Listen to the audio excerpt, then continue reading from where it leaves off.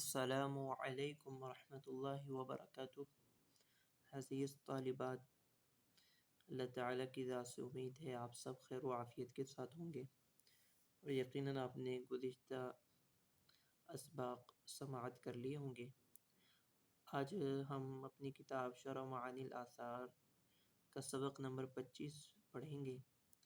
عنوان ہے باب ما یقال فی الصلاۃ بعد تکبیرۃ الافتتاح۔ تکبیر تحریمہ کے بعد کیا پڑھا جائے، اس کا بیان ہے آج کے سبق میں۔ سبق شروع کرنے سے پہلے درود شریف پڑھ لیں۔ اللہم صلی علی محمد النبی الامی وعلی آلہ وسلم تسلیما کثیرا کثیرا۔ اب صفحہ نکال لیں۔ جی، بسم اللہ الرحمن الرحیم۔ باب ما یقال فی الصلاۃ بعد تکبیرۃ الافتتاح۔ تکبیرہ اولیٰ کے بعد کیا پڑھا جائے، اس کا بیان۔ تکبیر تحریمہ کے بعد صرف ثنا ہی پڑھی جائے یا توجیہ، یعنی انی وجہت وجہی للذی فطر السماوات والارض حنیفا وما انا من المشرکین، یہ آیت بھی پڑھی جائے، اس میں اختلاف ہے۔ اس حوالے سے دو مشہور قول ہیں۔ پہلا امام ابو حنیفہ اور امام محمد کا، وہ یہ فرماتے ہیں کہ نمازی قراءت سے پہلے فقط ثنا ہی پڑھے گا، فقط ثنا ہی پڑھے گا۔ یہ آیت توجیہ انی وجہت وجہی للذی فطر السماوات والارض حنیفا وما انا من المشرکین کا پڑھنا مسنون نہیں ہے، یہ مذہب ہے طرفین کا، یعنی امام ابو حنیفہ اور امام محمد کا۔ تو کتاب میں فَذَهَبَ قَوْمٌ إِلَى هَذَا کا مصداق بھی یہی حضرات ہیں کہ جو امام ترمذی نے یہ عبارت ذکر کی ہے، اس سے مصداق یہی حضرات ہیں۔ جبکہ امام ابو یوسف اور علامہ طحاوی، ان کا مذہب یہ ہے کہ ثنا بھی پڑھی جائے اور توجیہ یعنی آیت توجیہ بھی پڑھی جائے۔ وخالفهم فی ذلک آخرون کا مصداق یہی حضرات ہیں۔ جبکہ فریق اول کی دلیل یعنی طرفین کی دلیل اس باب کی شروع والی روایات ہیں، جن میں ثنا کے بعد انی وجہت وجہی للذی الی آخرہ کا تو کہیں ذکر نہیں۔ امام طحاوی نے اس قسم کے مضمون کی روایات کو 3 صحابہ سے 10 سندوں کے ساتھ نقل کیا ہے۔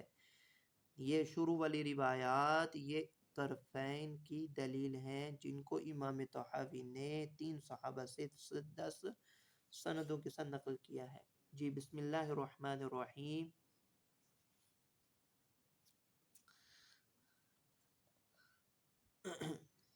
سب سے پہلے راوی جو صحابی ہیں، عن ابی سعید الخدری رضی اللہ عنہ قال كان رسول الله صلی اللہ علیہ وسلم اذا قام من الليل كبر ثم يقول سبحانك اللهم وبحمدك وتبارك اسمك وتعالى جدك ولا اله غيرك ثم يقول لا اله الا الله ثم يقول الله اكبر كبيرا ثلاثا ثم يقول اعوذ بالله السميع العليم من الشيطان الرجيم من همزه ونفثه ثم يقرأ۔ پھر آپ صلی اللہ علیہ وسلم یہ ثنا کے کلمات پڑھ لینے کے بعد تعوذ کے بعد آپ صلی اللہ علیہ وسلم قراءت شروع فرماتے۔ یہ حضرت ابو سعید خدری سے روایت ہے، فرماتے ہیں کہ رسول اللہ صلی اللہ علیہ وسلم جب رات کو نماز کے لیے کھڑے ہوتے تھے تو تکبیر تحریمہ کہتے، پھر یہ ثنا کے کلمات پڑھتے، سبحانک اللہم، اس کا ترجمہ یوں ہے، اے اللہ میں تیری تعریف کے ساتھ تیری پاکیزگی بیان کرتا ہوں، تیری تعریف کے ساتھ میں تیری پاکیزگی بیان کرتا ہوں۔ وَتَبَارَكَ اسْمُكَ، تیرا نام بابرکت ہے، تیری شان بلند ہے، تیرے سوا کوئی معبود نہیں ہے۔ پھر یہ کہتے لا الہ الا اللہ، پھر اللہ اکبر کبیرہ 3 مرتبہ کہتے، اور پھر تعوذ پڑھتے اعوذ باللہ السمیع العلیم من الشیطان الرجیم کے تعوذ کے یہ کلمات پڑھتے، اور پھر ثم یقرأ، پھر تلاوت آپ صلی اللہ علیہ وسلم قرات شروع فرماتے۔ جی، امام طحاوی دوسری سند کے ساتھ اسی حدیث کو نقل فرما رہی ہیں۔ وَبِهِ قَالَ حَدَّثَنَا فَهْدُ بْنُ سُلَيْمَانَ قَالَ حَدَّثَنَا الْحَسَنُ بْنُ الرَّبِيعِ قَالَ حَدَّثَنَا جعفر بن سلیمان، جعفر بن سلیمان الضبعی پہلے طریق کے راوی ہیں۔ آگے امام طحاوی فرما رہے ہیں جعفر بن سلیمان نے آگے اسی ہی مثل کی حدیث ذکر کی اپنی گزشتہ سابقہ سند کے ساتھ ہی، غیر انہ لم یقل ثم یقرأ، علاوہ فرق صرف اتنا ہے اس سند میں یہ راوی نے یہ لفظ نہیں کہا ثم یقرأ، پھر آپ صلی اللہ علیہ وسلم قراءت کرتے تھے۔ عن عائشة رضی اللہ تعالی عنہ قالت كان رسول الله صلی اللہ علیہ وسلم اذا افتتح الصلاة يرفع يديه حذو منكبيه ثم يكبر ثم يقول سبحانك اللهم وبحمدك وتبارك اسمك وتعالى جدك ولا إله غيرك۔ حضرت عائشہ صدیقہ رضی اللہ تعالی عنہ نے فرمایا کہ رسول اللہ صلی اللہ علیہ وسلم جب نماز شروع فرماتے تو اپنے ہاتھوں کو کندھوں کے برابر اٹھاتے، ثم یکبر، پھر تکبیر کہتے اور پھر یہ ثنا پڑھتے۔ اسی ہی روایت کو دوسری سند کے ساتھ امام ترمذی بیان کر رہے ہیں۔ قال حدثنا ابو معاویہ، قال حدثنا ابو معاویہ، پہلی طریق میں راوی ہیں ابو معاویہ اور اس طریق میں بھی راوی ہیں ابو معاویہ، فرق صرف اتنا ہے کہ سند میں تبدیلی ہے۔ وہ سند تھی کہ امام ترمذی کے استاد ہیں مالک بن عبداللہ بن سیف اور ان کے استاد علی بن معبد، جبکہ اس طریق میں امام ترمذی کے استاد ہیں فہد اور انہوں نے حدیث لی اور ان کے شیخ ہیں حسن بن ربیع، اور حسن بن ربیع روایت لے رہے ہیں ابو معاویہ سے، تو طریق اور سند میں فرق ہے، اور جو مدار الاسناد راوی ہیں وہ ابو معاویہ ہی ہیں، اور انہوں نے اس ہی کے مضمون کی مثل روایت ذکر کی ہے اپنی سند کے ساتھ۔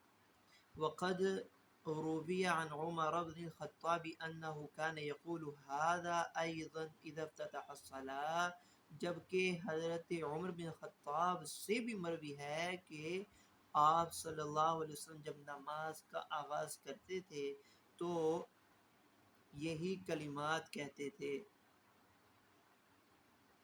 انه كان یقول هذا، کان یقول سے فعل مضارع واحد مذکر غائب کا صیغہ، ضمیر کا مرجع ہے عمر بن خطاب، یعنی کہ حضرت عمر بن خطاب بھی یہی کلمات کہتے تھے جب نماز شروع فرماتے، جیسے کہ اس روایت کے اندر آ رہا ہے عن عمر بن میمون قال، عمر بن میمون راوی ہیں، وہ فرماتے ہیں صلی بنا عمر رضی اللہ عنہ بذی الحلیفہ فقال اللہ اکبر سبحانک اللہم وبحمدک وتبارک اسمک وتعالی جدک۔ عمر بن میمون فرما رہے ہیں کہ حضرت عمر بن خطاب نے ہمیں ذوالحلیفہ میں نماز پڑھائی تو تکبیر کہی اللہ اکبر اور یہ ثنا پڑھی سبحانک اللہم و بحمدک و تبارک اسمک و تعالی جدک.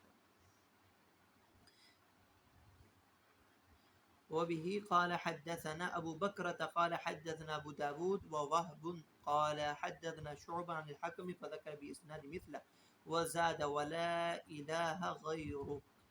وكما حدثنا أبو بكرة قال حدثنا أبو أحمد محمد بن عبد الله بن الزبير قال حدثنا سفيان الثوري عن منصور عن إبراهيم عن الأسود عن عمر مثله غیر انه لم يقل بذی الحلیفہ. اس طریق اور اس سند کے اندر راوی نے ذی الحلیفہ کا لفظ ذکر نہیں کیا. اگلی سند ہے علقمہ سے اور اسود سے عن علقمة والاسود عن عمر رضی اللہ تعالی عنہ مثلہ وزاد یسمع یا یسمع من یلیہ یا یسمع من یلیہ کہ اور اس میں یہ بھی اضافہ ہے علقمہ اور اسود کے طریق میں کہ حضرت عمر سے اسی کی مثل روایت کرتے ہیں وزادہ یسمع من یلیہ اور یہ اضافہ کرتے ہیں کہ سنا اس شخص نے جو آپ رضی اللہ تعالی عنہ کے قریب کھڑا تھا اس نے ثنا کے کلمات خود سنے. ثنا کے کلمات سنے. سنا اس شخص نے جو حضرت عمر رضی اللہ تعالیٰ عنہ کے قریب کھڑا تھا. عن الحکم عن ابراہیم عن الاسود عن عمر مثلہ. اگلے طریق سے بھی اسی مثل کے مضمون کی روایت مروی ہے. اگلا طریق ہے قال حدثنا الاعمش قال حدثني ابراہیم عن علقمة والاسود انہما سمع عمر كبر فرفع صوته وقال مثل ذلك ليتعلموها. اسود اور علقمہ سے مروی ہے کہ انہوں نے حضرت عمر رضی اللہ تعالی عنہ سے سنا کہ انہوں نے تکبیر کہی اور بلند آواز سے تکبیر کہی. وقال مثل ذلك ليتعلموها اور اسی طرح یہ دعا پڑھی لیتعلموها تاکہ لوگ اس کو سیکھ لیں تاکہ لوگ اس کو سیکھ لیں. قال ابو جعفر فذهب قوم الى هذا فقالوا هكذا ينبغي للمصلي اذا افتتح الصلاة ان يقول ولا يزيد على هذا شيئا غير التعوذ ان كان اماما او مصليا لنفسه. امام ترمذی فرماتے ہیں چنانچہ ایک جماعت اس طرف چلی گئی وہ حضرات یہ فرماتے ہیں کہ نمازی کے لیے مناسب ہے جب نماز شروع کرے تو وہ یہی ثنا کے کلمات کہے فقط اور ان پر مزید اضافہ کچھ نہ کرے تعوذ کے علاوہ. تعوذ کے علاوہ تعوذ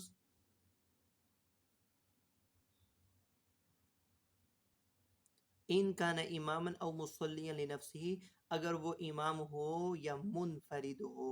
امام ہو یا منفرد ہو تو پھر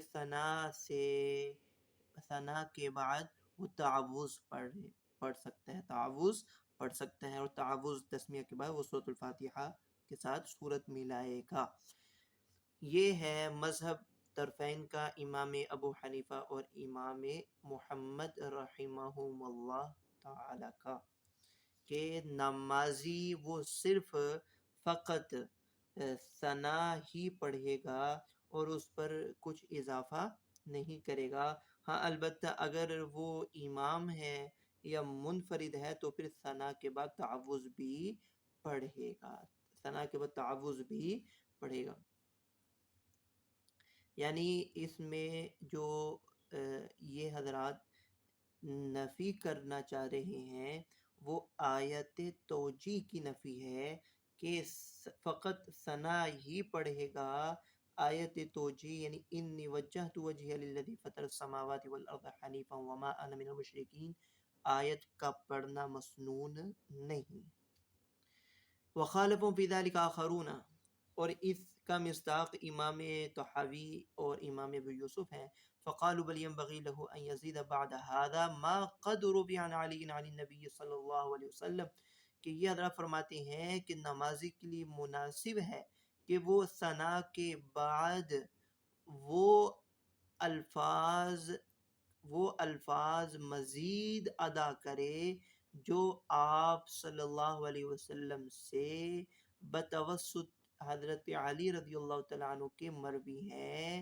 فذکروا، اور یہ حضرات ذکر کرتے ہیں اس سند کے ساتھ اس حدیث کو، ما حدثنا الحسين بن نصر قال حدثنا يحيى بن حسان قال حدثنا عبد العزيز بن أبي سلمة الماجشون عن أمي عن الأعرج عن عبيد الله بن أبي رافع عن علي بن أبي طالب رضي الله عنه أن رسول الله صلى الله عليه وسلم كان إذا افتتح الصلاة قال وجهت وجهي للذي فطر السماوات والأرض حنيفا وما أنا من المشركين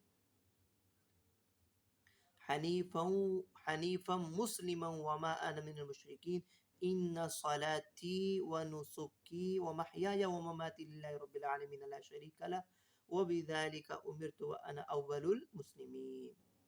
تو اس امام طحاوی نے اس مضمون کی روایت کو ایک صحابی حضرت علی رضی اللہ تعالیٰ عنہ سے 3 سندوں کے ساتھ ذکر کیا ہے۔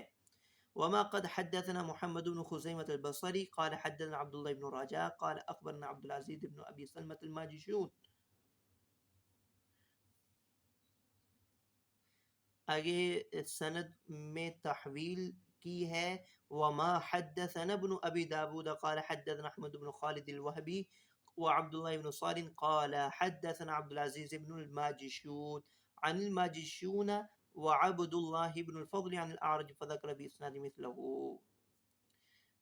اگلا طریق اگلی سند کے ساتھ عن الأعرج فذكر بإسناد مثله قالوا فلما جاءت الرواية بهذا أو بما قبله استحببنا أن يقولهما المصلي جميعا۔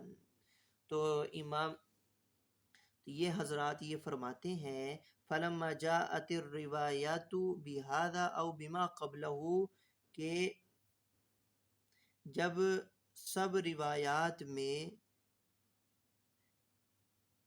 یہ کلمات بھی آئے اور پہلے والے کلمات بھی، تو ہم اس بات کو پسند کرتے ہیں ان یقولہما المصلی جميعا، کہ نمازی آدمی یہ تمام کلمات کہے، یعنی کہ آیت توجیہ والے کلمات بھی کہے اور ثنا والے کلمات بھی کہے۔ اس بات کے قائلین ہیں اس بات کے قائلین میں سے حضرت امام ابو یوسف رحمہ اللہ ہیں۔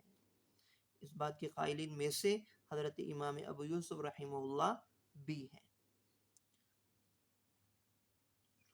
تو کیا فرمایا؟ قالوا فلما جاءت الروایت بهذا او بما قبله، جب روایات میں یہ کلمات بھی آ گئے اور اس سے ما قبل والے کلمات بھی آ رہے ہیں، تو ہم نے یہ بات پسند کی کہ نمازی ان دونوں طرح کے کلمات کو ادا کرے۔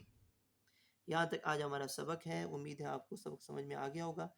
انشاءاللہ العزیز کل ہم اپنے سبق کا آغاز کریں گے۔ باب قراءت بسم اللہ الرحمن الرحیم فی الصلاۃ، نماز میں بسم اللہ کا پڑھنا، اس کا حکم۔ وآخر دعوانا الحمدللہ رب العالمین۔ السلام علیکم ورحمۃ اللہ وبرکاتہ۔